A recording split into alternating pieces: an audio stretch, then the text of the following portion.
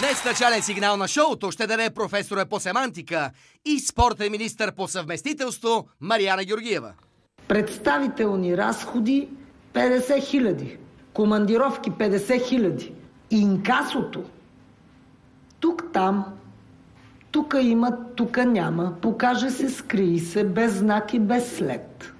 Най-после да чуе книжовен израз от спортен деятел. Чичо Митко, не се обижда. Борис 3.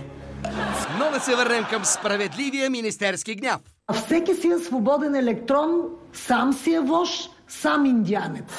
Пълен конфиденс. Вау! Пълен конфиденс. Така екзактно го каза, че изпаднах в имплицитен екстаз. И не съм се запознала с всичките ужаси, защото си признавам, че внимавам да се дозирам. Абе, то в спорта доста хора се дозират, ама рядко им помага. Защото си признавам, че внимавам да се дозирам. Защото ако съвсем се потисна, сигурно минимум една седмица ще изпадна в интровертност на духа.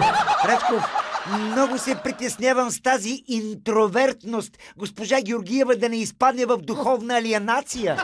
Жуек, ако имаше спорт, вербална акробатика, министър Георгиева щеше да е световен шампион. Не бе, Рачков, щеше да е вице-шампион. Златният медал в дисциплината пожизнено е присъден на Людви Местан. Точно този аспект на въпроса не е релевантен. Трябва да уточним семантичното поле на думата политик. Нито ще се вкопча в този ви граматически конструкт. Абе, ще взема да науча няколко сложни думи и да го оглавя, то е спорт. Нямаш никакъв шанс, Рачков. Граматическият ти конструкт не е релевантен към конфиденса на семантиката. Граматически конструкт. Пълен конфиденс.